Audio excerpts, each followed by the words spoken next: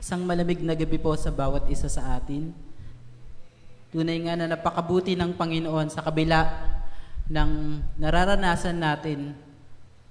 Salamat sa Lord kasi hindi naging hadlang yung ulan.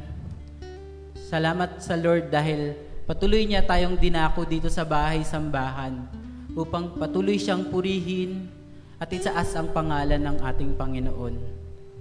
Tunay nga na dakila ang ating Panginoon. Kaya marapat lang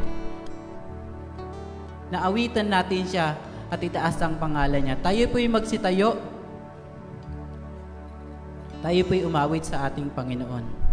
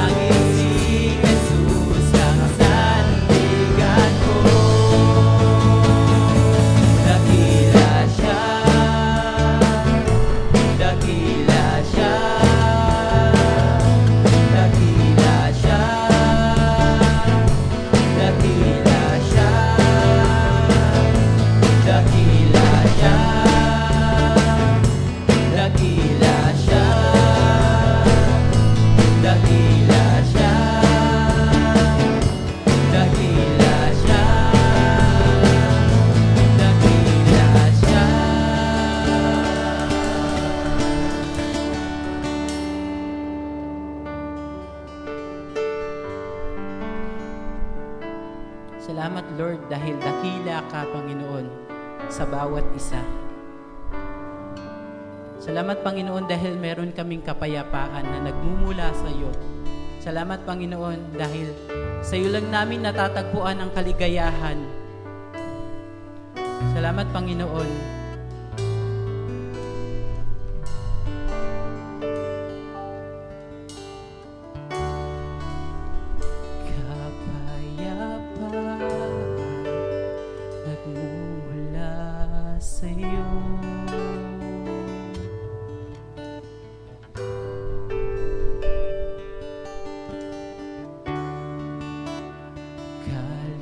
Kaligayahan na kami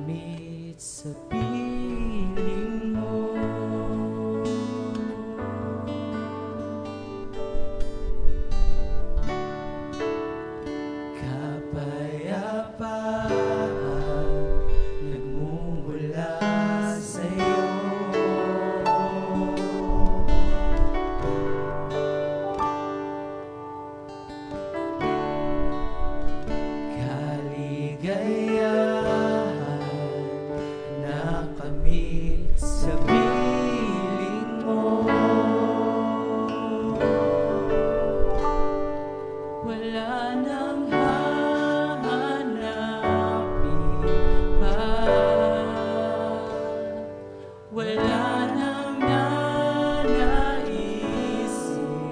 pa, kundi mamalagi sa piling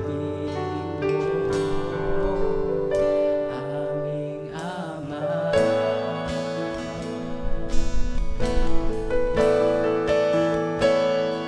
Wala nang papantay sa'yo,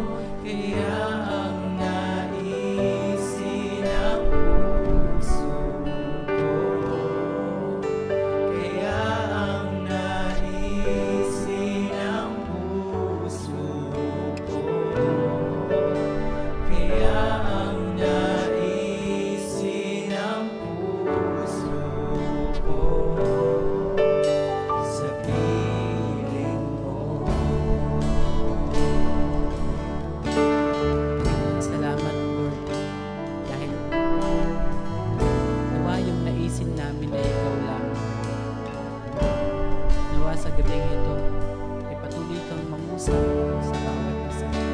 Patuloy namin namnamin, Panginoon, ang pag-ibig na ikaw lamang ang mahiya sa buhay ng bawat isa sa amin. Patuloy po natin palakpakan ng ating Panginoon.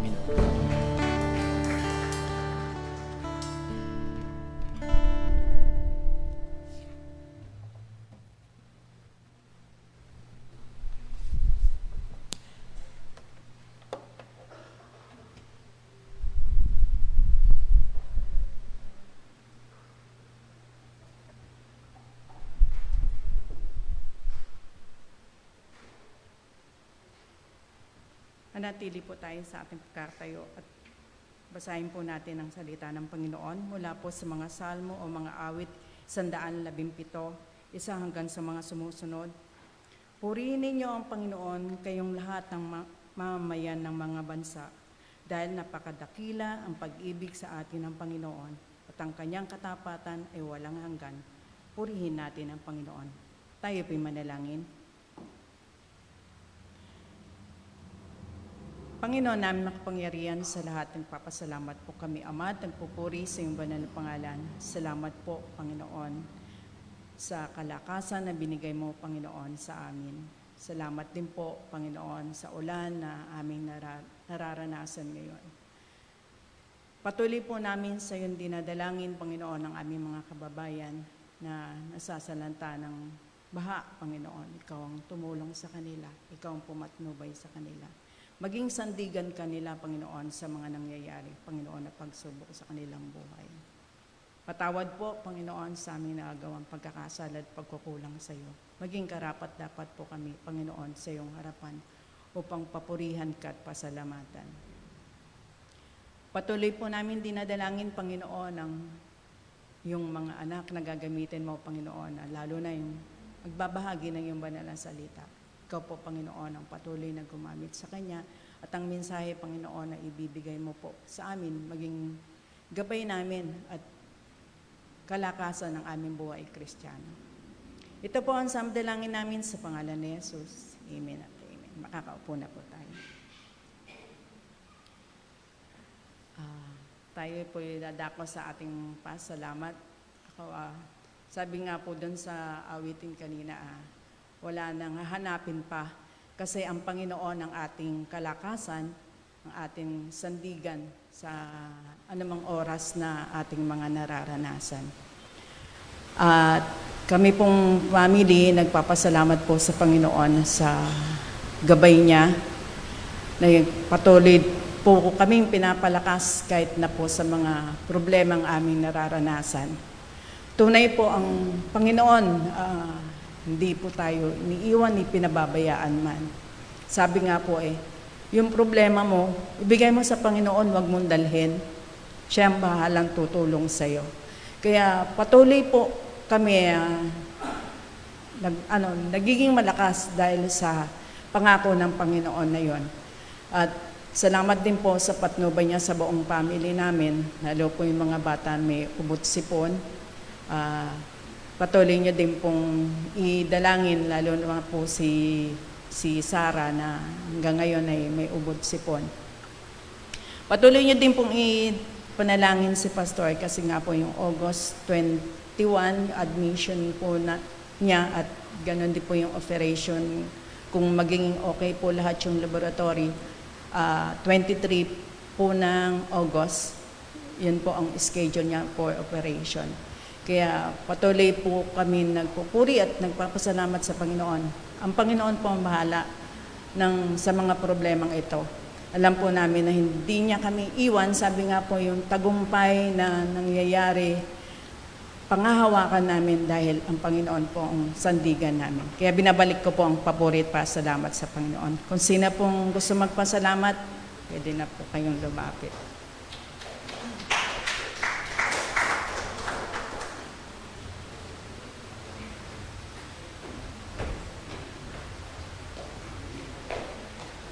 Good evening po.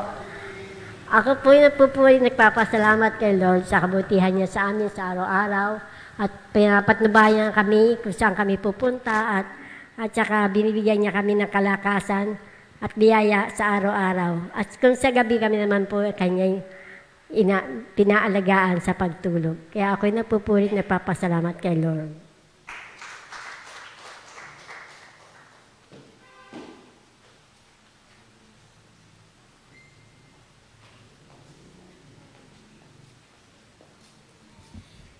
Good evening po sa ating lahat. Ako rin po nagpapasalamat sa Panginoon dahil kanina ay yung face-to-face na namin na consultation ay okay yung mga naging resulta ng aking laboratory at salamat doon sa mga doktor na ginagamit ng Panginoon para sa aking mga maintenance at patuloy akong nagpapasalamat sa Panginoon sa kalakasan na ibinibigay niya at doon sa nalalapit kong sa September 29. Binabalik ko ang papuri at pasalamat sa Panginoon.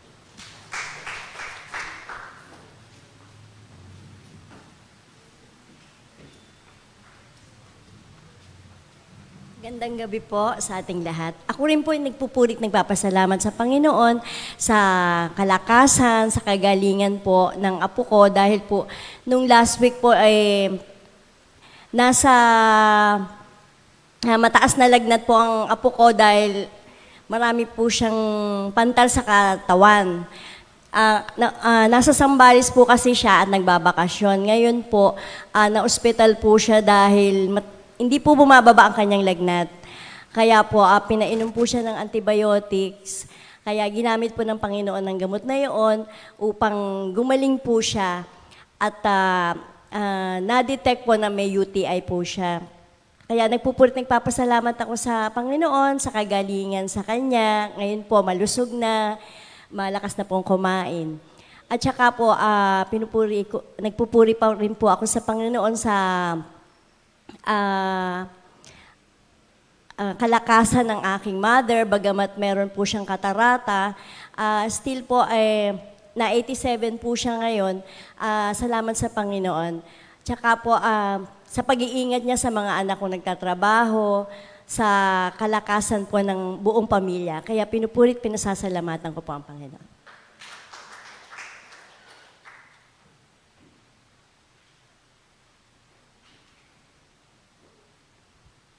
Magandang gabi rin po sa ating lahat. Ako rin po nagpupurit, nagpapasalamat sa Panginoon na unang-una sa halos magdadalawang linggo ng patuloy na umuulan pero patuloy niya ako iniingatan sa aking pagbibisikleta hanggang sa aking pag-uwi. Salamat sa pag-iingat niya, talaga napaka-prone sa accident talaga ng dulas ng kalsada pero still na nandun yung pag-iingat niya para makarating ka doon sa hanap buhay mo at makauwi ka sa iyong mga mahal sa buhay. Salamat sa pag-iingat niya. Pangalawa, nagpapasalamat ako sa Panginoon na tunay nga na pag pinagkaloob niya sa iyo talaga yung ministry binigay niya sa iyo, ay siya magbibigay ng lahat. Salamat kasi, nung una kasi na tinanggap ko yung pagiging katiwala rito ay mahirap kasi wala akong katuwang nun pero nagulat na lang ako na unti-unti tumutulong sa akin si Bien. Hindi ko siya kasi sinasabihan bagkos ay hinahayaan kong kumilos ang Lord sa kanya para gampanin yung tungkulin na binigay sa amin. Salamat sa Lord kasi talagang nakita ko talaga na may katuwang na ako at nung Lunes nga nung may mga natira pang ligpitin dyan sa baba, ay siya na yung gumising sa akin para umpisahan yung mga namantyang mga sapin doon sa lamesa, tsaka yung mga natirang mga hugasin. Salamat sa Lord kasi talagang siya yung nagbibigay ng lahat, pati yung kung paano mo matatapos itong trabaho nito sa isang araw kasi hindi lang naman kasi yung trabaho namin dito yung ginagawa namin. May trabaho din po ako at si Bien sa bahay at pag-aalaga sa mga bata. Salamat sa kalakasan na binibigay niya sa pagising niya sa umaga at patuloy niya akong hindi niya inahayaan maging idle yung buhay ko na walang ginagawa. Kung Kung lagi ko rin naisip yung nangyari din kay Haring David noon nung minsan siya ay hindi sumama sa mga hari sa digmaan. Bagamat nagtagumpay sila Joab, pero yun nga, dahil nga wala siya dun sa gawain ng Panginoon, ay natukso siya kay Bathsheba. Salamat sa ganitong kaunawaan na binibigay niya sa akin sa araw-araw, pag-unawa pagdating sa gawain ng Panginoon. Salamat din sa pagkilos niya sa bawat isa sa amin, sa mga hinihingi namin, sa mga ginagawa niya, sa kapangyarihan niya. Salamat sa lahat ng ito, kaya nararapat talaga siyang purihin. Sabi nga sa Efeso 3:20, sabi niya purihin natin ang Diyos na makakagawa na higit pa sa hinihingi o inaasahan natin sa pamamagitan ng kapangyarihan niyang kumikilos sa atin. Salamat kasi, ito alam niyo po, ito yung may title na plano niya sa mga hindi Hudyo. Salamat kasi na-experience natin ang pag-ibig, ang kapangyarihan, ang katapatan ng Diyos na in-extend niya mula doon sa mga pinili niya hanggang sa umabot sa atin. Salamat sa ganitong mga pangako niya, salita niya na patuloy na tumitimo sa ating mga puso. Kaya yun, patuloy ko siyang pinapupurihan, pinapasalamatan sa gabing ito.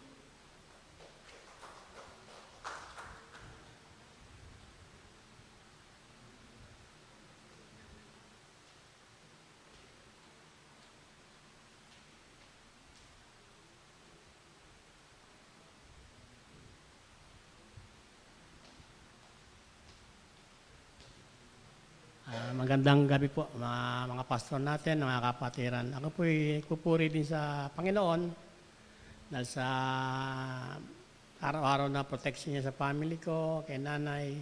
Tsaka salamat sa Panginoon dahil kay nanay, itong the last 3 days, nag-aalala na kami ni Lani. Dahil para bang ayaw na siyang parang didilat lang konti o Salamat din kay mga pastor natin, mga kapatiran na patuloy na dumadalo, nanalangin kay nanay. Pero kahapon, natuwa po ako na ginising na parang nakita ko kumikilos, may nang gusto ng mainit na tubig. Iniinit ko siya para makakain man lang kahit gatas. Tapos gumano na naman po ang pagkain niya. Kaya salamat sa Panginoon kahit paano. Inanay, na-enjoy pa rin namin. Alam ko na-enjoy nyo rin kasama pa si nanay.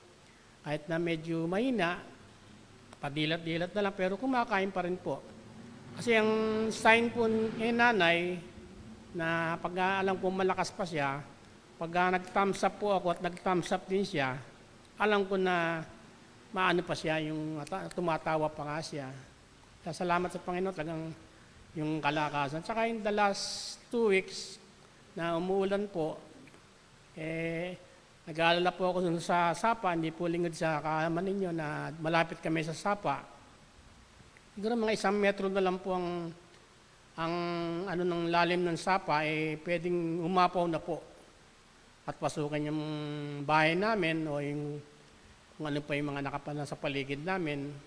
Pero pagka nagpe-pray po ako at sabi ko, Lord, sana huminto na po sana ulan o humina. Wala pong 30 minutes o walang 15 minutes.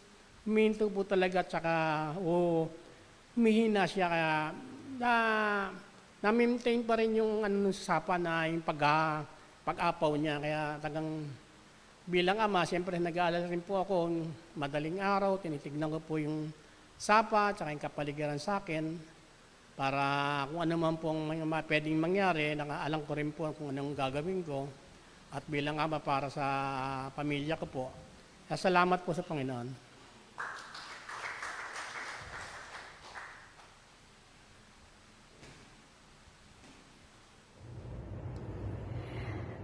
Isang mapagpalang gabi, church. Nakakamiss kayo. Nakakamiss ang bawat isa sa inyo. Salamat sa Lord sa opportunity muli na mabigyan siya ng karangalan at pasasalamat sa gabi ito. And we are thankful for the Lord for taking care of us and for His traveling mercy na aming naramdaman nung kami ay nag-flight papunta po dito sa Guam last Friday. And salamat sa Panginoon sa kanyang pagtagni-tagni ng mga opportunity at pagpapala sa kanyang pagpaplano sa aming buhay bilang pamilya.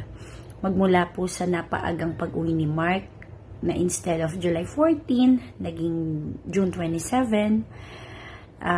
Isang malaking bagay po ito upang makapaghanda kami as a family, makapag-prepare as a family sa pag-move out, papunta rin sa paglilipat din sa Cavite. And apart from that, sa kanyang katugunan sa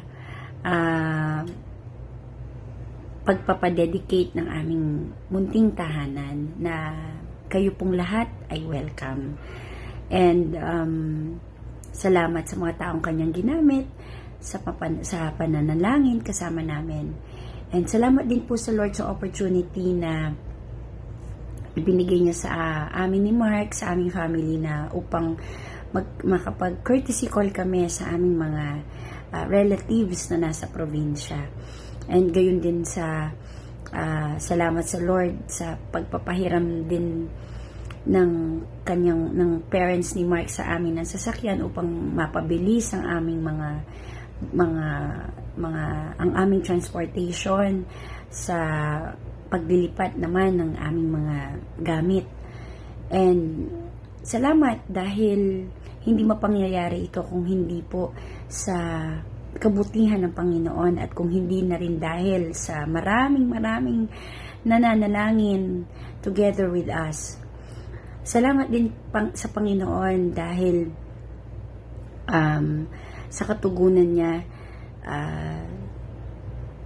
sa isang malusog na pangangatawan sa amin ni Mark, despite our exhaustion, sa kapagurang physical talaga, dahil from time to time during those more than a month period of our lives, nitong nakaraang buwan, kami po talaga ay lagari sa paglilipat, sa everything, talagang walang pahinga.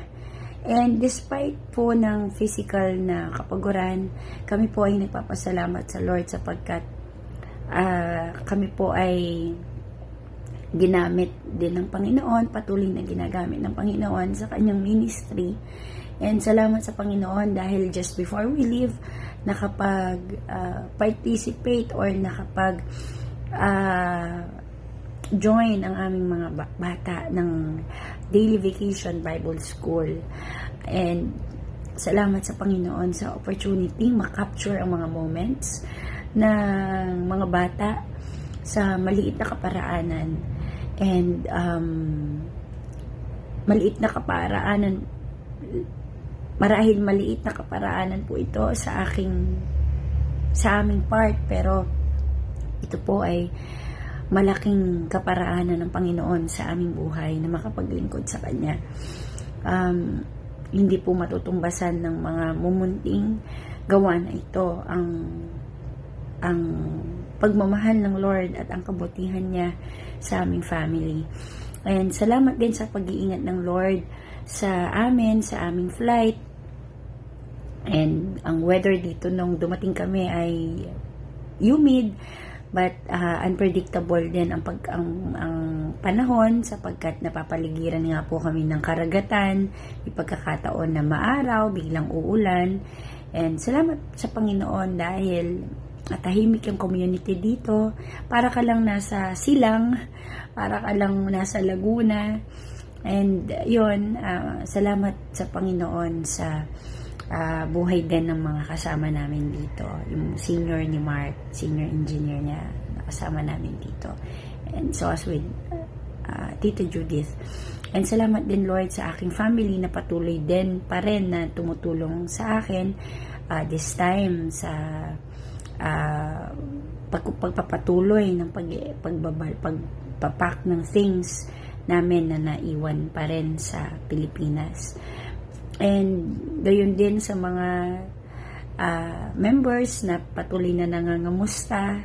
Salamat sa inyong pangungumusta at nararamdaman ko personally na hindi naman kami lumayo, hindi naman kami malayo physically sa inyo, church. And salamat din sa pag-iingat niya kay nanay, sa aking family, sa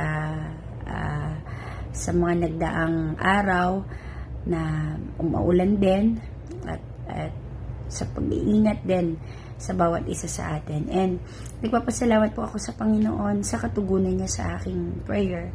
Bago po kami, 1 week bago po kami pumunta or lumipad papuntang Guam, kami pong mag-asawa ay nagpa-check up muli in preparation naman sa pagpunta rito sa Guam. And may nakitang unusual sa aking right kidney na kung saan nagbigay pangamba sa akin a week before kami pumuntang Guam. I think more than a week before kami pumuntang Guam.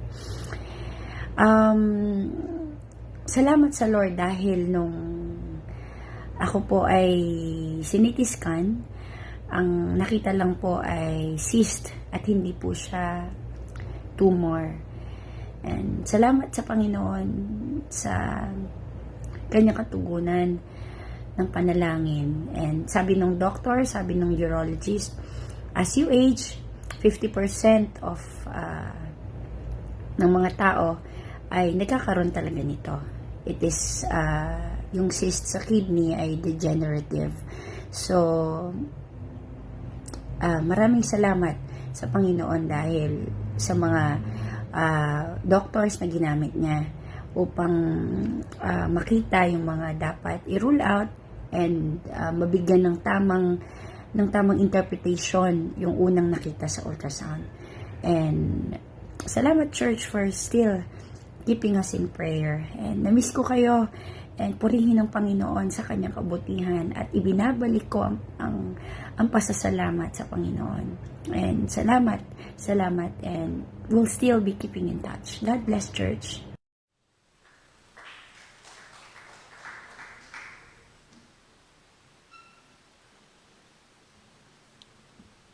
Sa mapagpalang gabi po sa ating lahat. Good evening po. Ako rin po nagpapasalamat sa Panginoon sa patuloy na pagkilos niya sa aming sambahayan. Maraming salamat din sa buhay ng mga nanay, ng mga kamag-anak for letting us, most especially the members of the church, na makapag-celebrate ng dedication and birthday ng aking bunso. Maraming salamat. Kahit sa simpleng handaan ay napaparami, nabubusog ang lahat. Maraming salamat din sa mga sponsors na dumalo. Pinapupurihan ko po ang Diyos sa inyong mga buhay. Maraming salamat din po ng higit sa Panginoon dahil as of now medyo maayos physically yung aking mga anak. Kasi parang hindi natatapos yung sakit sa kanila eh. Pero again, I believe na ang lahat ng ito ay niloloob ng Panginoon for us, kaming dalawang mag-asawa, to learn and to put everything in trust sa Panginoon. Kaya maraming salamat sa Panginoon. Kahapon may extension pa ng birthday celebration ni Jaja at ni Sofia. Kaya papuri po sa Diyos sa lahat ng mga bagay na ginagawa niya po sa amin. Kaya tayo pong lahat ay tumayo. Basahin po natin ang teksto na ating pagbabatayan na magmumula po sa unang Pedro 2, 11 hanggang 17, o 1 Peter chapter 2, verses 11 to 17. So we will be, I will be sharing to you a text na hindi po nakasalig doon sa Ebanghelyo ni Mateo. Kung nandiyan na po kayo, let's read this passage of verses. verse 11, Dear friends, I urge you, as strangers and sojourners, to abstain from sinful desires, which wage war against your soul. Live such good lives among the pagans that, though they accuse you of doing wrong, they may see your good deeds and glorify God on the day He visits us. Submit yourself for the Lord's sake to every human authority, whether to the emperor or supreme authority or to governors, who are sent by Him to punish those who do wrong and to commend those who do right. For it is God's will that by doing good you should silence the ignorant talk of foolish people. Verse 16, live as free people, but do not use your freedom as a cover-up for evil. Live as God's slave. Show proper respect to everyone. Love the family of believers. Fear God. Honor the emperor. Tayo pong lahat ay manalangin. Dakilang Diyos, maraming pong salamat muli sa gabing ito that we could honor you, Panginoon, sa pamamagitan ng pag-aaral, pagtunghay, at most especially pagkatuto, Panginoon, ng iyong salita. Gabayan niyo po kami with the help of your Holy Spirit. Guide us, Panginoon, sa learning and sa application nito sa aming mga buhay. Maraming salamat sa pangalan po namin, Panginoong Jesus. Amen. Tayo po ay makakaupo na. Last month, kami po ay ilan sa mga nanay at ilan sa mga leaders ay umalis. Ito po yung kaarawan ni Ate Julie Lucero. Although wala siyang kaalam-alam, pero pakiramdam namin may idea na siya eh. Kasi kinukulit namin siya na mag-CCR yung ilang mga nanay doon sa church nila, Pastor Peter. Sabi niya, dito na lang tayo sa dito na lang sa McDo. May dinaanan kami McDo, may dinaanan kami mga gasoline station, dito na lang. Sabi ng mga nanay, hindi, gusto talaga namin doon sa church nila, Pastor Peter, para makita namin yung church niya.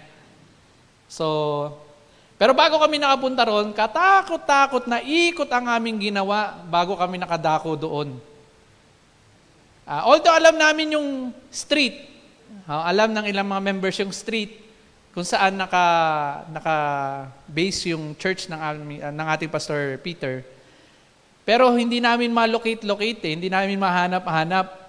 Sinasabi niya, minsan mayroong pang sinasabi si Ate Julie, eto dito kami sa sa may McDo pupunta eh. Di sabi ng mga ilang members, di malapit na tayo rito. Hindi tayo. Sinasabi ko lang na dito kami pumupunta. So ikot kami ng ikot.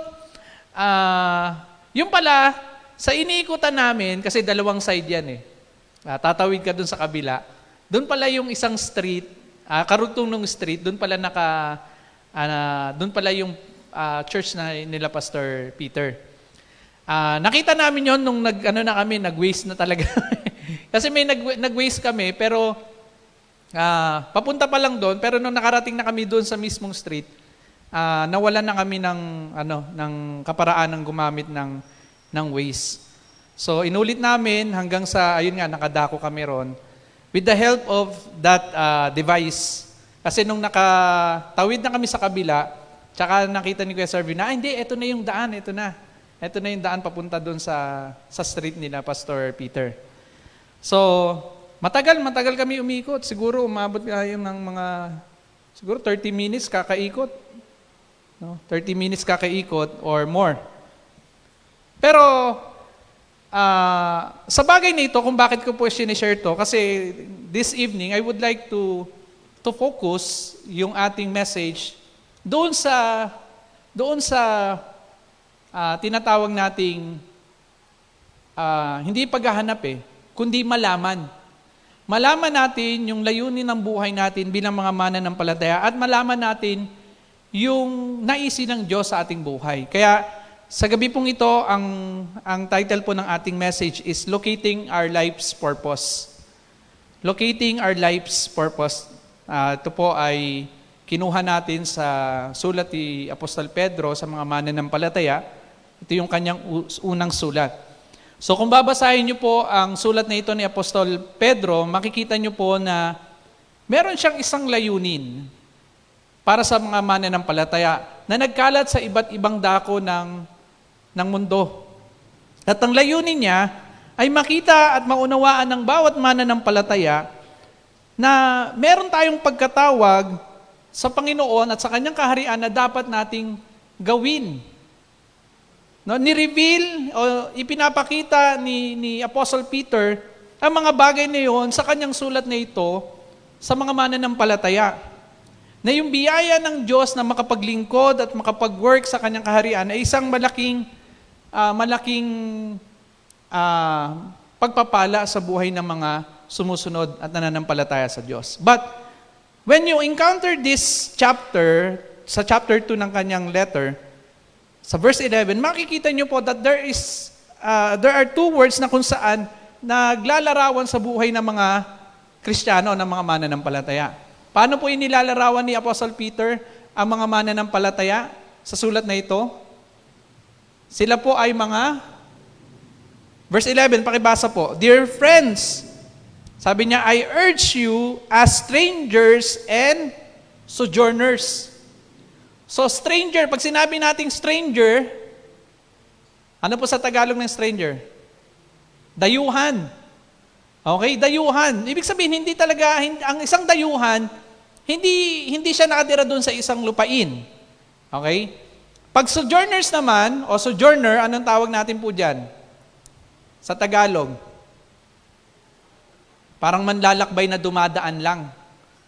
Okay, dumadaan. So inilalarawan ni Apostle Peter na ang bawat mananampalataya ay dayuhan lang at nanlalakbay lang o naglumalakbay lang sa mundong ito.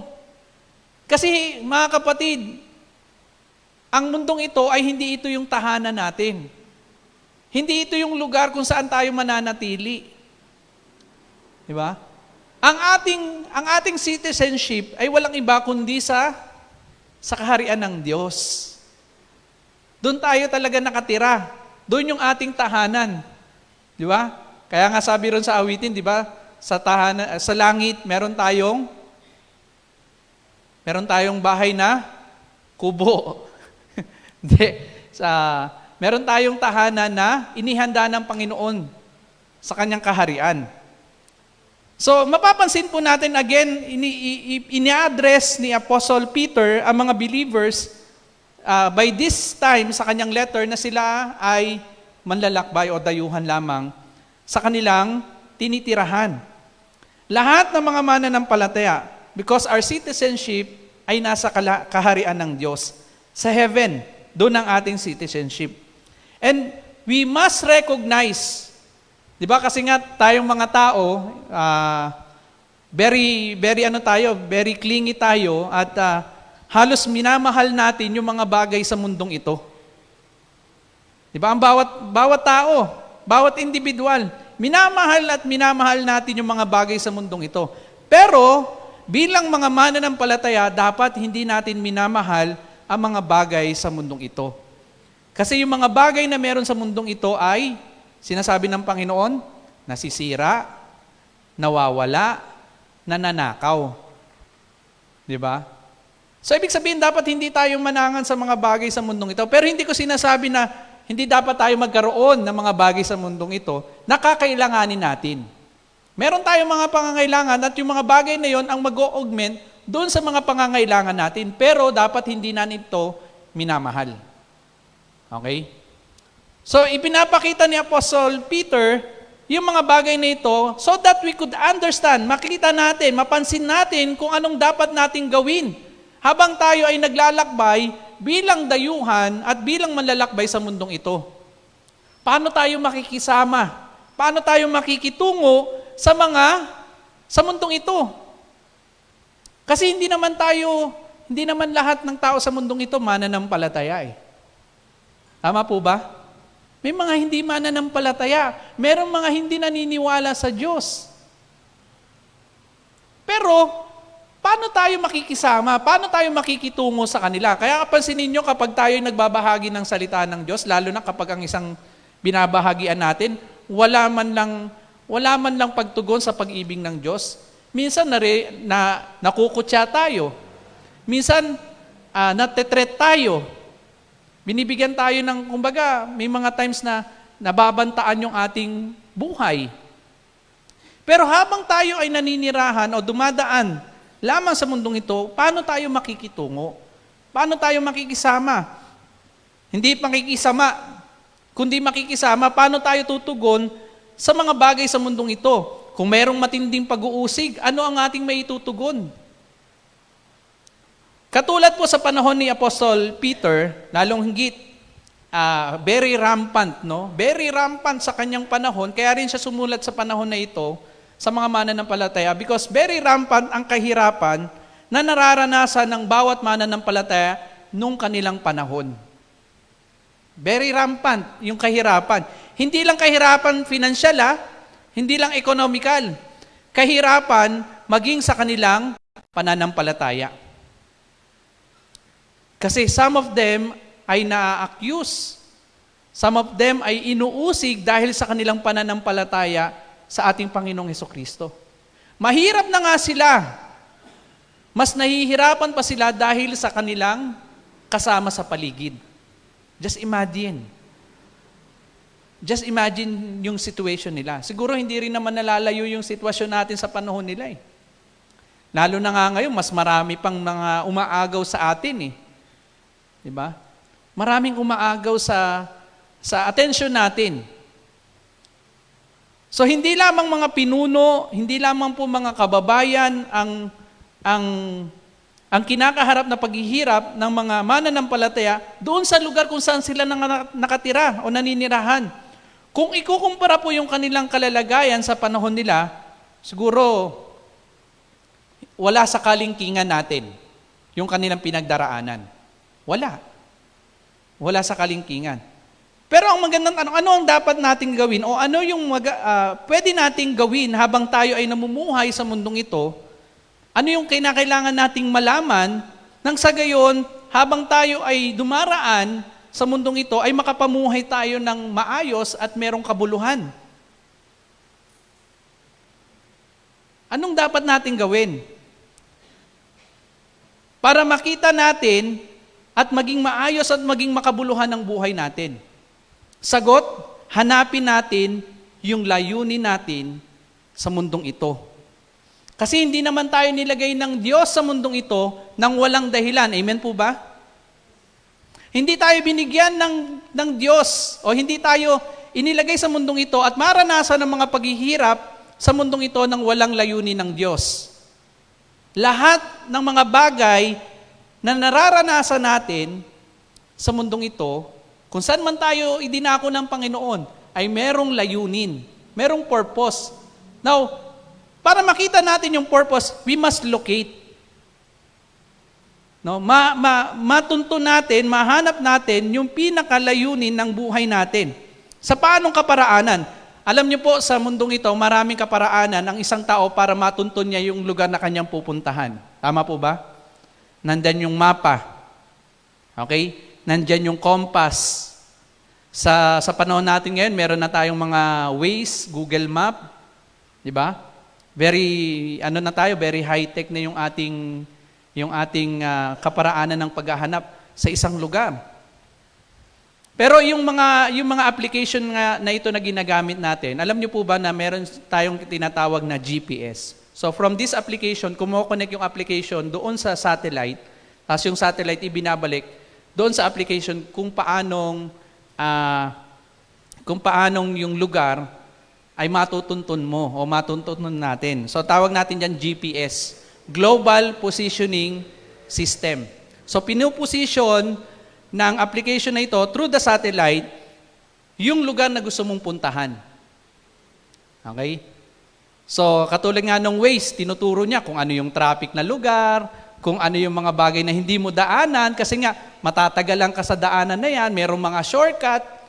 So, pinapadali at pinapagaan ng mga GPS o ng application na ito, yung system na ito, yung navigation nung taong naglalakbay. So, in the same manner, for us to locate yung purpose ng life natin, we must use a kind of locator, kung saan dadalhin tayo ng kaparaanan na ito o ng bagay na ito para maabot natin at matuntun natin yung pinakalayunin ng buhay natin sa mundong ito. Okay po? So this will be the focus of our message this evening. So I'll be using yung acronym na GPS so that we could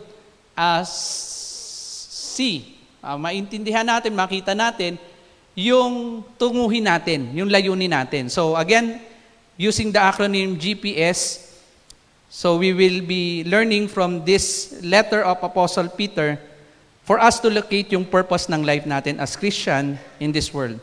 So number 1, first point natin, yung letter G. First point natin, letter G, is this: glorify God. Let us glorify God through living a life of righteousness as Christians. Let us glorify God. Purihin natin ang Diyos sa pamamagitan ng pamumuhay sa kabanalan bilang mga Kristiyano, bilang mga mananampalataya. Pansinin niyo po yung sulat yung verse 11 hanggang verse 12. Sabi niya, "Dear friends," sabi ni Apostle Peter, "Dear friends, I urge you." Pag sinabing yung salitang urge, pinamamanhik ko. Sa siguro sa ibang translation, mapapansin niyo po sa Tagalog, yung urging ay may pagtulak. Itinutulak ko kayo. Itinutulak ko kayo bilang mga manlalakbay, dayuhan sa mundong ito, sabi niya, to abstain from sinful desires.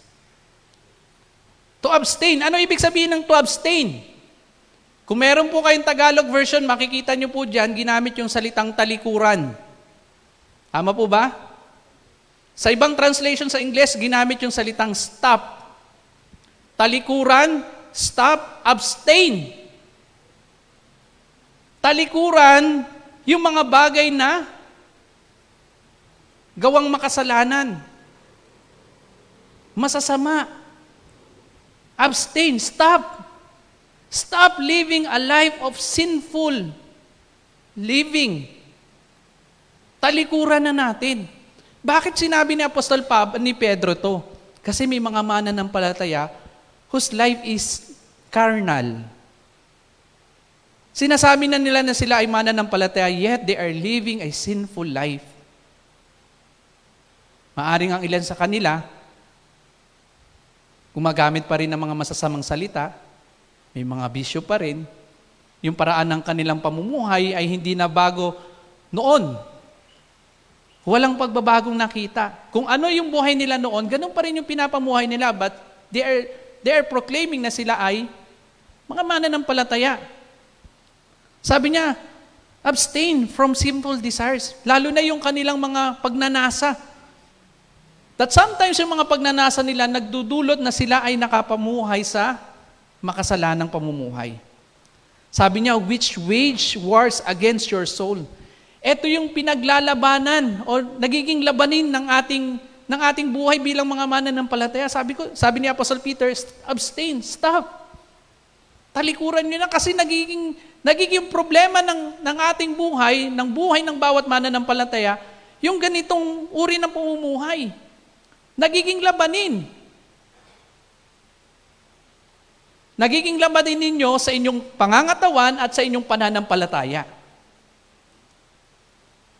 Sabi ni Apostle Peter, live such good lives among the pagans that though they accuse you of doing wrong, they may see your good deeds and glorify God on the day He visits us.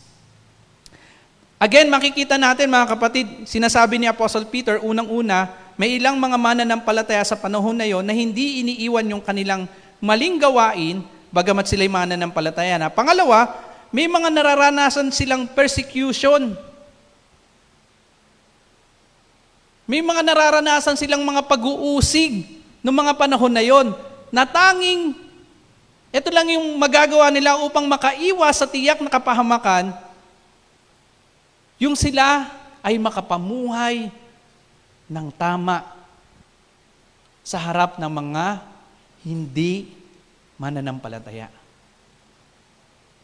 Kasi kapag sila ay nakakapamuhay ng hindi tama, nabibigyang pansin yung kanilang patotoo. May mga mananampalataya na kapag nakita sila ng mga hindi mananampalataya, anong sinasabi sa kanila? Yan ba yung sinasabi mong ikaw ay binago na ni Kristo? Ang hirap kaya nun. Ang hirap nun. Ako naranasan ko po yun, mga kapatid. Noong mga unang panahon o unang taon ko na bilang mga mananampalataya, kasi hindi ko pa rin iniiwan yung pag-inom eh.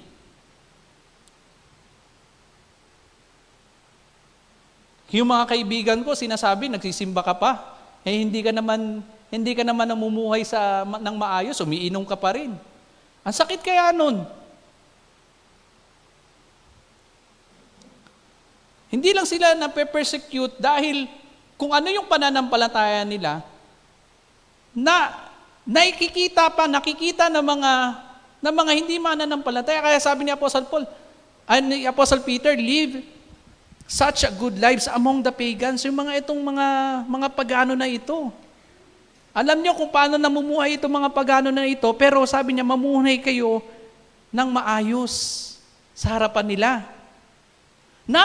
Hindi para i-impress sila. Hindi para i-impress ang mga tao sa paligid natin, but ito yung magiging kaparaanan para makita nila na totoong may pagbabago at meron tayong totoong Diyos na buhay na kumikilos sa ating buhay. Kaya sabi ni Apostle Peter, di ba? That they may see your good deeds and glorify God. So ibig sabihin, kapag nakita nila yung buhay ng pagbabago, buhay ng kabanalan, na pinapamuhay natin, maging sila kung paano natin pinupuri ang Diyos sa buhay natin, gayon din sila. They may see and glorify God. Sila rin. Mapapurihan din nila ang Diyos sa kanilang buhay kapag dumating ang panahon. Again, mga kapatid, isang napakagandang encouragement at challenge ni Apostle Peter ito para sa atin. Kasi ang lahat na nandirito, halos lahat tayo nakatira sa isang komunidad, hindi lahat mananampalataya yung ating mga kapitbahay. Di ba? Eh paano kung ang bahay natin, kasi rito sa atin, di ba, tabi-tabi yung mga bahay. Halos isang pader lang talaga eh. Kapag nagsisigawan sa bahay, naririnig sa kabila. So imaginein po natin mga kapatid, kung ang ating tahanan, nariringgan ng mga ganun, ano sasabihin ng mga kapitbahay natin? So ito yung sinasabi ni Apostle Peter, we must live our life, kumbaga in good standing sa mga tao sa paligid natin. Hindi para i-impress sila, but to lead them. And to see, na makita nila, at sila rin mismo magpatotoo na may Diyos na buhay na kumikilos sa bawat isa sa atin. That they may see and put also their faith. Kasi wala tayong madadala sa Panginoon, mga kapatid, kapag namuhay tayo ng hindi tama. Kapag hindi tayo namuhay sa kabanalan, wala tayong madadala sa Panginoon. Although, again, maari tayong gamitin ng Diyos, pero ang ginagamit ng Diyos yung maayos yung buhay. Sabi ni John MacArthur, we lay a platform of credibility. We lay a platform that speaks of the validity of our faith when we do what is right, when we live a life of righteousness. Ulitin ko po, sabi ni John MacArthur, we lay a platform of credibility. Naghahatag daw po tayo. No? Naghahatag daw po tayo ng kredibilidad natin. Para tayong mga politiko. Sa harapan ng mga tao, we lay our platform. Di ba yung mga plataforma natin? We lay a platform of credibility, we lay a platform of validity, ipinapakita natin yung kung valid ba yung faith natin sa pamamagitan ng paggawa natin ng kung ano ang tama at kung paano tayo mamuhay sa kabanalan. Na kung ang dalawang ito, hindi tayo namumuhay ng tama, hindi tayo namumuhay sa kabanalan, we lay a platform of credibility pa rin. And we speak not our faith, but we speak a life of sinfulness. Hindi tayo nalalayo sa mundong ito. Hindi na tayo nalalayo sa kasinungalingan, hindi na tayo nalalayo sa mga bagay na makalaman, hindi tayo nalalayo sa mga bagay na nagde-desire ng evil. Hindi tayo nalalayo. But if we live a life of righteousness and we are doing what is right in the eyes of the Lord, we may see that even those people around us, even our community, would testify. And they will prove na yung validity ng life natin, ng faith natin, ay totoo because of what the Lord is doing sa buhay natin. So, how can we maintain a righteous life? How can we maintain a righteous life dito sa mundong ito na hindi, ang mga kasama natin, hindi namumuhay sa kabanalan? Number one, let us strengthen our spiritual nature. Palakasin natin yung buhay spiritual natin. No? Palakasin natin. If you can win the war against sin in your spiritual life, you will win in your behavior. Pansinin niyo po, sabi ni Apostle Peter sa Ephesians chapter 6, he reminded us that we should wear what? Yung God's armor. Isa lang ba yung baluti na ipinapasuot niya sa atin? Hindi. May helmet, may breastplate, may sword, may shield, may sandals, may belt. Lahat to kailangan. No? Lahat yun kailangan. At if we can win yung spiritual battle and we can win although hindi natin matapagtagumpayan, no, ang kasalanan o ang evil without the help of God. Laging nasa tulong ng Panginoon kaya tayo magtatagumpay.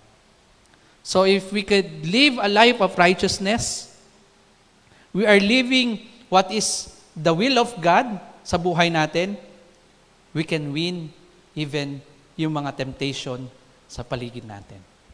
Diba? Do not read your Bible. Do not pray. Do not attend church activities. Do not attend services. What will happen? Sa tingin niyo po ba, matatalo tayo? Madali tayong matalo kapag hindi natin ginagawa yung mga bagay na yan? Yes. Madali tayong matalo. But if we will do those things, if we are active, if we are living our life consistently, sa tingin ko, walang room ang kaaway o walang butas na makikita ang ating kaaway para tayo ay ibagsak. Sino lang ba yung binabagsak o nababagsak o kayang talunin ng kaaway? Yung mga may hinay, hindi yung nagpapatuloy, yung hindi consistent. Okay? Secondly, to maintain a righteous life, we must live an honorable life. Katulad ng sinasabi ni Apostle Peter, marami kayong mga kasama, nakapaligid sa inyo, you must live a good life. You must live, kumbaga yung testimony nyo, must see ng mga taong ito. Okay? Unbelievers are watching your life, our life. They may see how you react to the things at work. They observe how you talk about others. They watch how you deal with problems. They know how to treat your family. Diba? Even kung paano mo tinatrato yung family members, yung mga kasama mo sa bahay, sa pamilya. Alam niyo po, ang mga mananampalataya, ang mga hindi mananampalataya, tinitingnan yung bawat kilos natin. So the best way that we can do is to present ourselves honorable in them. Again, not to impress them, but to speak yung life change na ginawa ng Diyos sa buhay natin. Tinitingnan tayo ng mga tao sa paligid natin. So in order for us to present and to live a life of righteousness, we must strengthen, pagtibayin natin, palakasin natin. Sa pag pinagsinabing palakasin, every opportunity na ibinibigay sa atin ng Diyos, let us grab it. Kasi ito yung kaparaanan ng Diyos para mapalakas tayo and to live an honorable life. Makalakad tayo ng buhay ng maayos at karapat-dapat. So that is the first lesson that we could learn about locating our purpose in this world while we are still, kumbaga, dumadaan tayo sa mundong ito. Second point, letter P, prove that you are worthy to be called Christians. Prove. Okay. Sabi ni Apostle Peter in verse 13, submit yourselves to the Lord's sake to every human authority. Sabi ni Apostle Paul, we must submit our lives sa Panginoon and to every human authority. Human authority, ibig sabihin, kung ito ay sa community, sa society, sa church, sa household, sa bahay, every human authority, kahit sa workplace, we must submit whether to the emperor, supreme authority, or to the governors who are sent by him to punish those who do wrong and to commend those who do right. Pinadala ng Panginoon, pinili ng Panginoon, tinalaga ng Diyos. Para saan? Para sa atin. Para sa atin, mga mananampalataya. In order for us to be corrected, in order for us to be reminded. I-correct tayo. Di ba yung punishment is a way of correcting yung mali. To commend, ibig sabihin, to remind us that we are living this kind of life. And to commend, to do what is right. Ipakita rin, i-recognize din yung ginagawa natin. For it is God's will that by doing good, you should silence the ignorant talk of foolish people. So ito na, sinasabi ni Apostle Paul. From verse 12, sabi niya, yung mga taong nakakakita sa inyo, yung nagre-rebuke sa inyo or umuusig sa inyo, you live a life na maayos sa harapan ng Panginoon, sa harapan ng tao. By living this life, you are living God's will and those people around you will be silent. Kumbaga, sa termino natin, mapapatahimik natin yung mga taong nang-uusig sa atin. O di kaya, mapapatahimik yung mga taong naninira sa ating pananampalataya. The word submit is very important. Alam niyo po, yung salitang submit. Alam niyo po, yung itong salita na ito it is a military term. It is a military term na ang ibig sabihin is to put oneself under another in rank. Inilalagay daw ng isang tao yung kanyang sarili sa mababang posisyon sa nakakataas sa kanya. Kaya pansinin niyo po ang mga sundalo, wala silang, kapag may mga officer na inuutusan sila, ang lagi lang nilang tugon, pagsunod. Pagsunod. That is the same lesson o understanding na sinasabi ni Apostle Peter sa mga mananampalataya. We submit our lives, ourselves sa Panginoon. At sa mga itinalaga niyang mga mangunguna sa atin. Kahit pa raw, sabi ni Apostle Peter, kahit pa raw yan emperor, kahit presidente, kung sino mang may supreme authority, we must submit. No? We must submit. Siyempre, we will submit according to what God's will is. Hindi ka naman sumusunod kapag pinagawa ka ng masama eh. Kung ano, kaya nga inuna ni Peter yung salitang submit for the Lord's sake. You submit una sa Panginoon para malaman mo kung ano yung kalooban ng Diyos sa buhay ng mga itinalaga niya. No? Inilagay niya. So it is an attitude of respect that we must, as we submit, it must result in obedience and positive actions.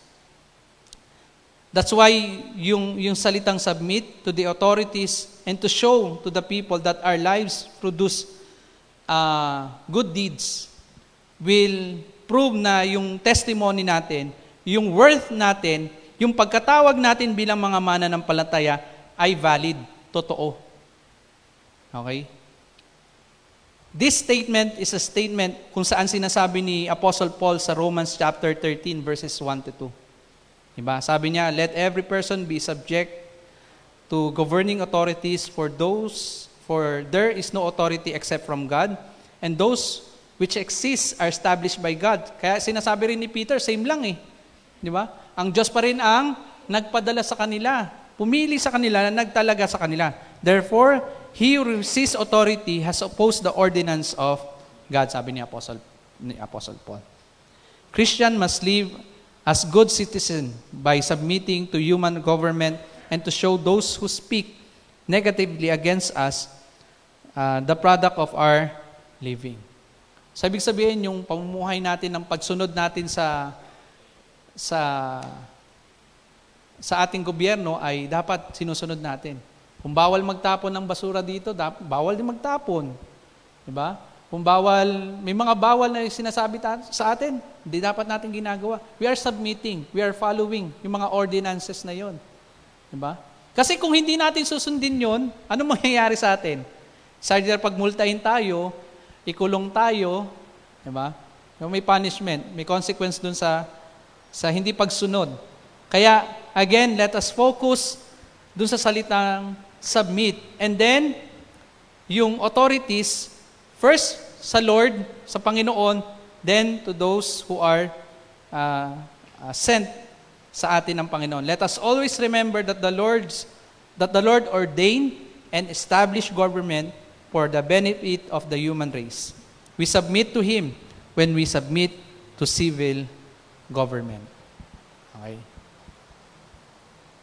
How to prove that we are worthy to be called Christian? Number 1, by following the command of the Lord to be submissive.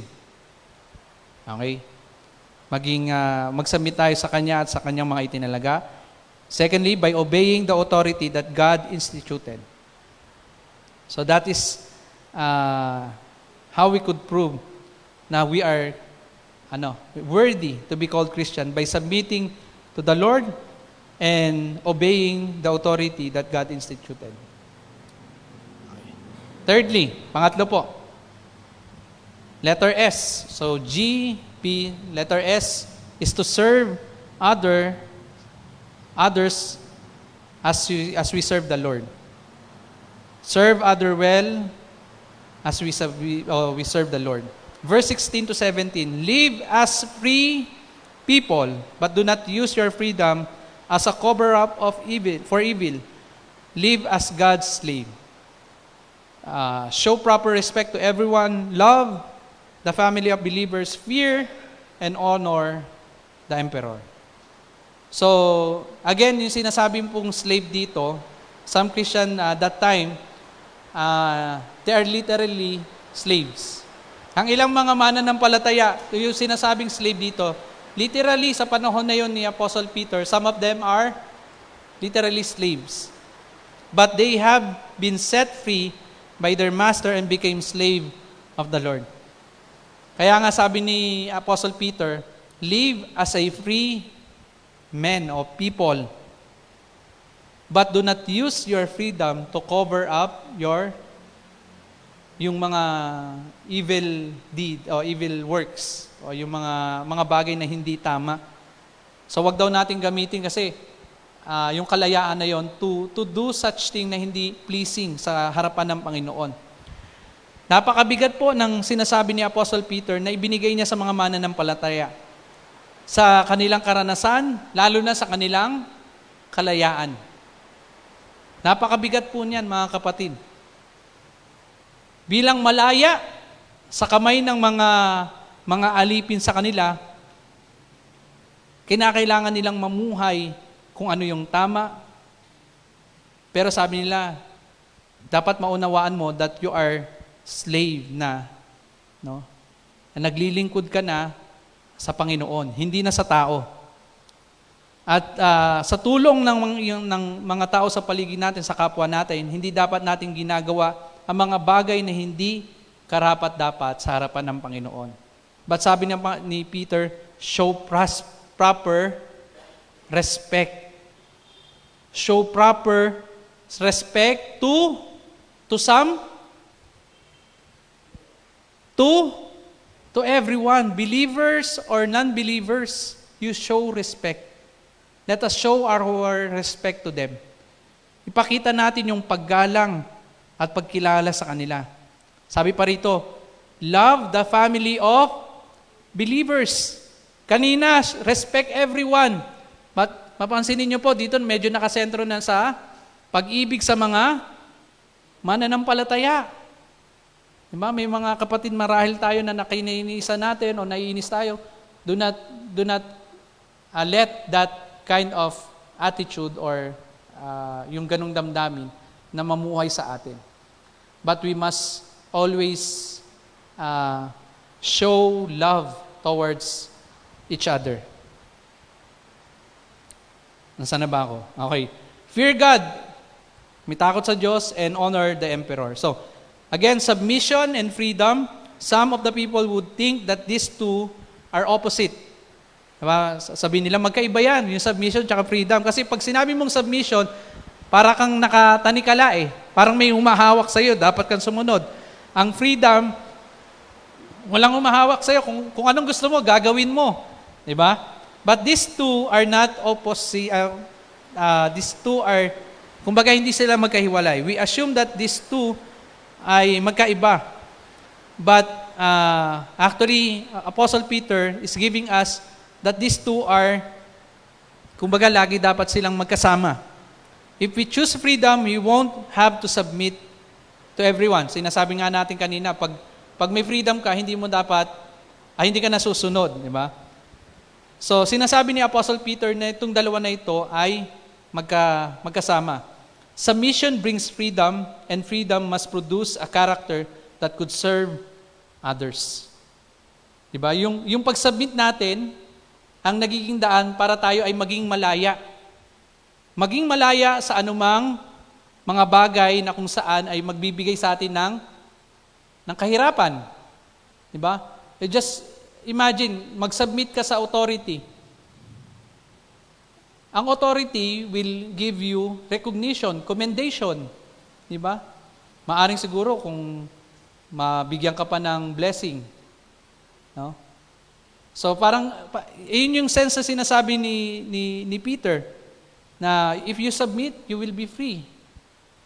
Sa lahat ng mga bagay nito. Yung freedom na yon will produce character that could serve others. Makapaglingkod sa iba. Kaya sabi niya rito, di ba? Show proper respect to everyone. Pag ginagawa mo yon, people will commend your life. If you love your family, the family of believers, even the brothers and sisters will recognize you.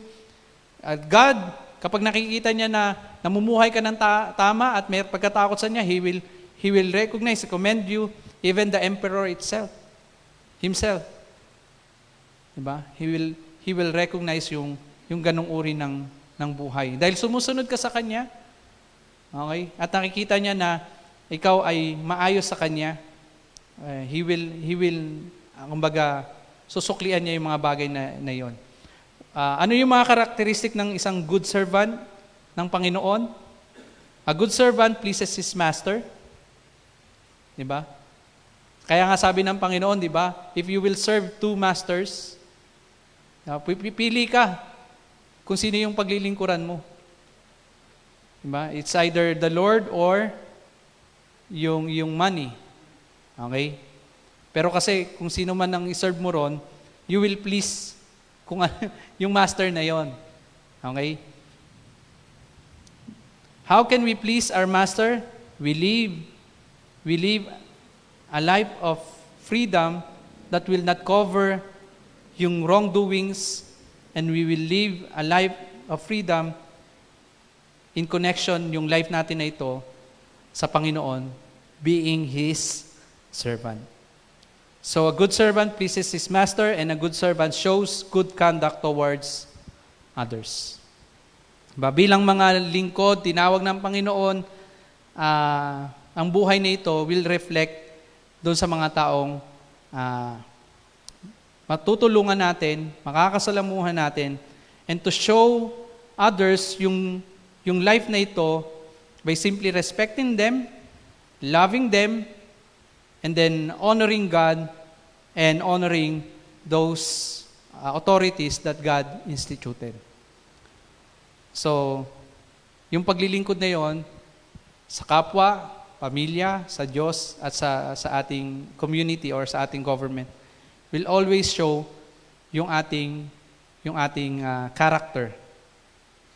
So, again, in order for us to locate yung ating purpose, yung life's purpose natin bilang mga mananampalataya, number 1, let us glorify God by living a life of righteousness. As Christian, let us prove that we are worthy to be called Christian, by following, submitting sa Diyos at sa authority na itinalaga niya. And 2, serve others as we serve the Lord.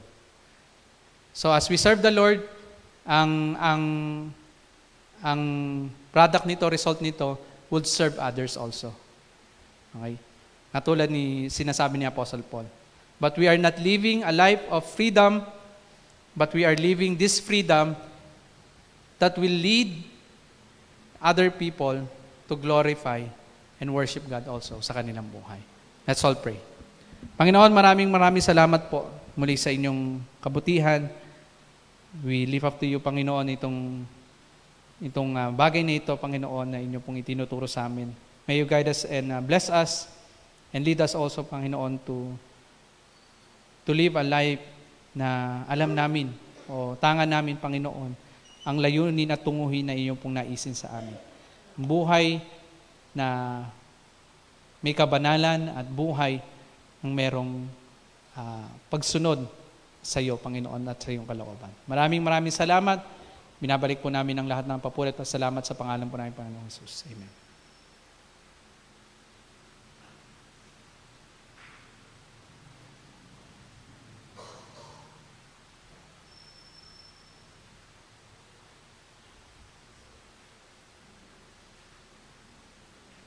Salamat po sa mensahe na yon na glorify, prove, and serve the Lord. At maging halimbawa tayo lalo na sa mga taong hindi nakakilala sa Panginoon. Inatawagan ko po ang ating mga kapatid para likumin ang ating kaloob. Tayo po'y manalangin. Panginoon namin makapangyarihan sa lahat, nagpapasalamat po kami, Ama, at nagpupuri sa iyong banal pangalan. Panginoon, dinadalangin po namin sa iyo mga kaloob na ito. Magamit ito, Panginoon, sa kapupuri, Panginoon, at pagbabahagi ng iyong banal na salita. Ito po ang samdalangin namin sa pangalan ni Jesus. Amen at amen.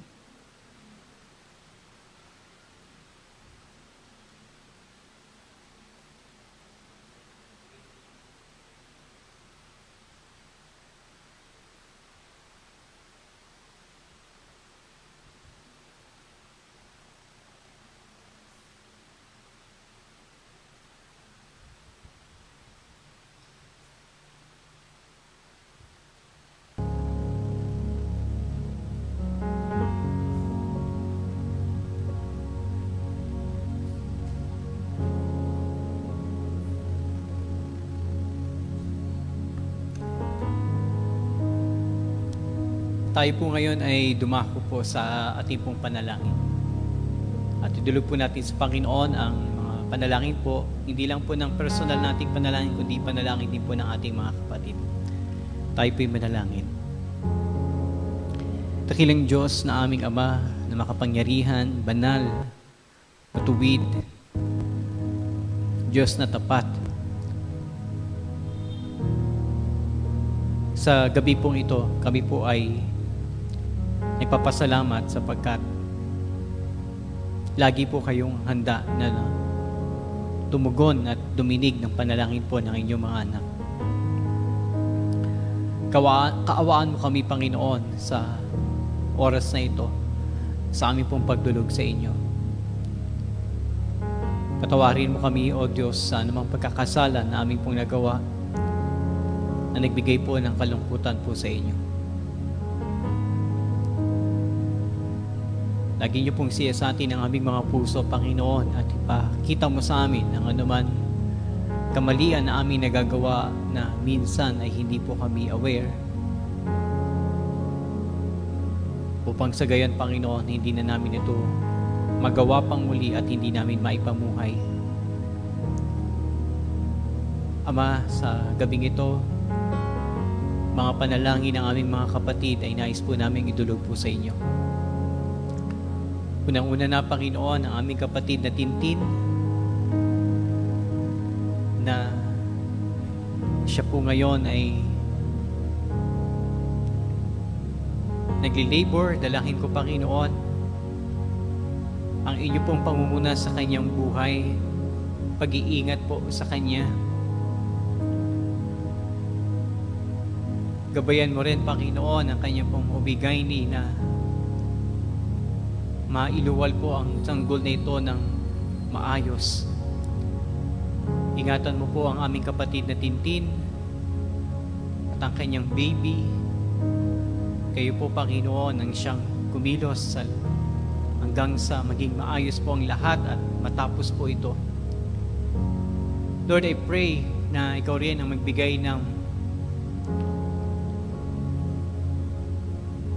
comfort at the same time, Panginoon, ng kapayapaan sa aming pong mga kapatid na kasama po ni Tintin, lalunggit po si BJ, Panginoon. Tulungan mo siya na magtiwala sa inyo at laging idulog ang bagay na ito sa inyo dahil kayo lamang po, Panginoon, ang siyang makakagagawa ng lahat ng ito. Provision din, Panginoon, na aking panalangin sa mag-asawang ito. At dalangin ko, Panginoon, na galakan ang ipagkaloob mo sa kanila. Masilayan po nila ang kanila pong bagong anak. Kaya din ang aking panalangin, Panginoon, kay Kuya Bill, na nasa ibang bansa ngayon for some seminars dahil sa kanyang katungkulan bilang chairman. Ingatan mo siya, Panginoon, at gabayan mo siya palagi. Ang aking ding panalangin na kalakasan at kagalingan para po kay Ate Moring. Dalangin ko, Panginoon, ang pangunguna mo sa kanyang buhay, na ang kanyang sakit na vertigo ay hindi makahadlang sa kanyang pong pagtatrabaho at gayon din lalunggit sa kanyang pagdalingkod sa inyo. Ang patuloy na kalakasan, ipagkaloob niyo po kay Nanay Emma. Salamat, Panginoon, sa mga nakaraang linggong kasama po namin siya sa panambahan.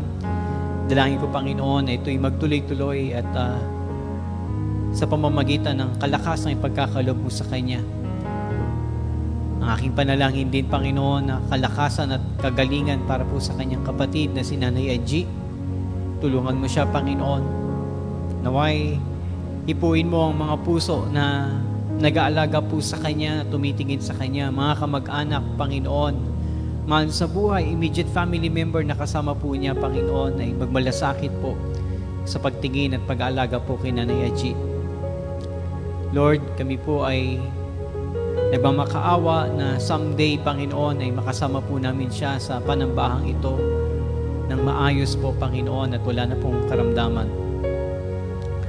Ama, dalangin ko rin po ang kagalingan at kalakasan pagkaloob mo rin kay Ate Julie Andaya. Dalangin ko, Panginoon, ang patuloy mong pagkilos sa kanyang buhay at gamitin mo pa siya, Panginoon, para po sa inyong kapurihan. Gayun din si Dr. Lisa, dalangin ko rin, Panginoon, ang pangunguna mo sa kanya, lalo higit sa kanyang pagtatrabaho bilang isang dentista. Nawa, Panginoon, ay sa pamamagitan ng klinik na ito ay maipahayag po ang inyong salita.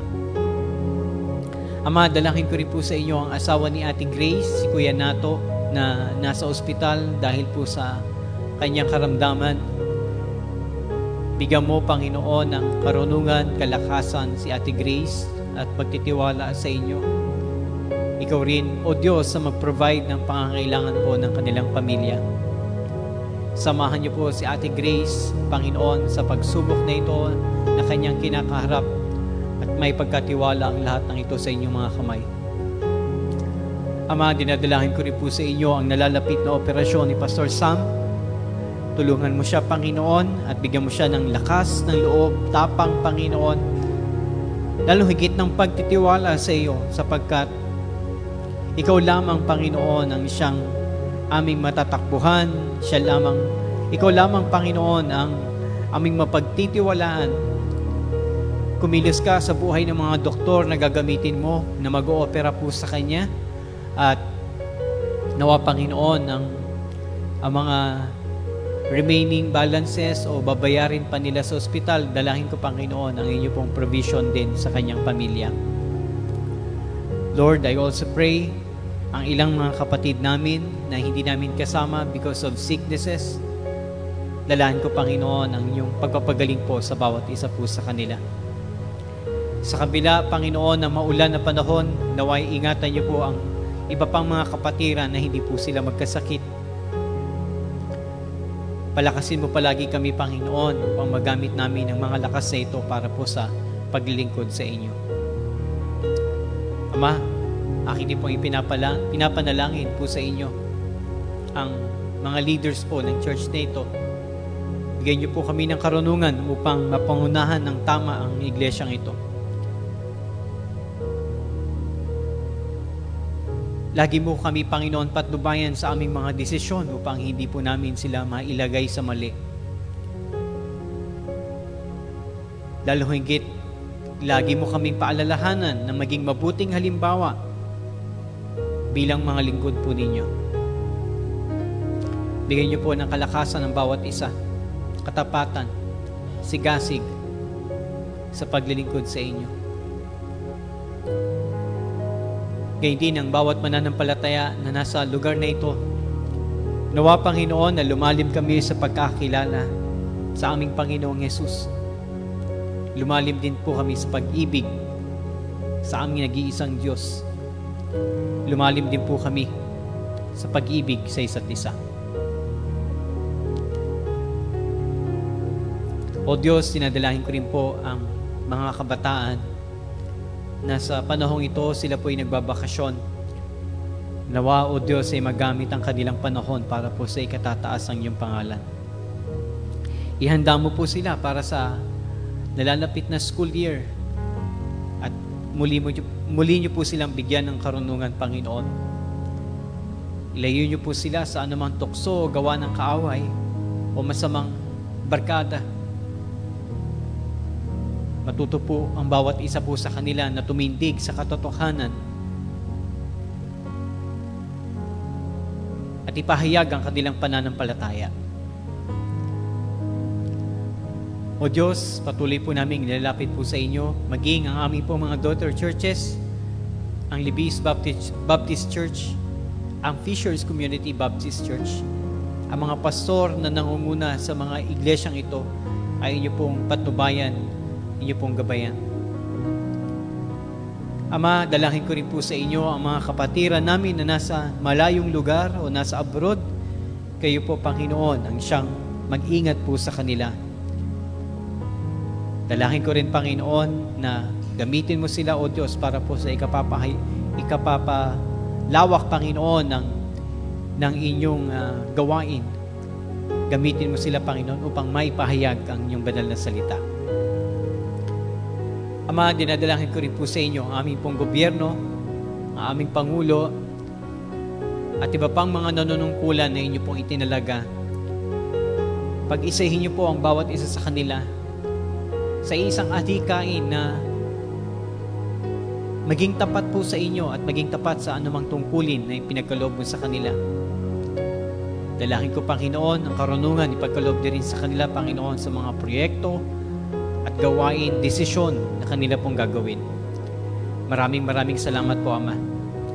Muli po namin itinataas ang mga panalangin ito na mayroong papurit, pasasalamat at buong pusong pagtitiwala sa tanging pangalan lamang po ng aming Panginoong Yesus. Amen. Tayo po ay malayang makakahanap ng ating pong kapareha para po sa ating pong personal prayer request.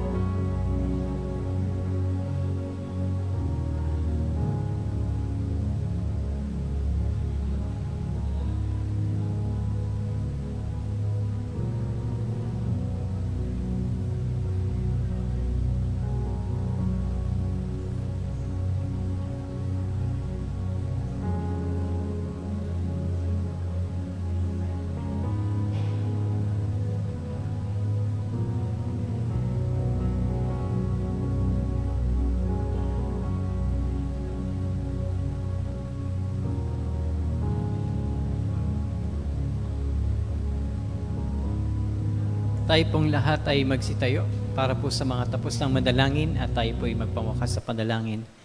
Dakilang Diyos, maraming salamat pong muli sa inyo pong katapatan sa aming buhay. Salamat, Panginoon, sa kapayapaan ninyo pong pinagkaloob sa amin.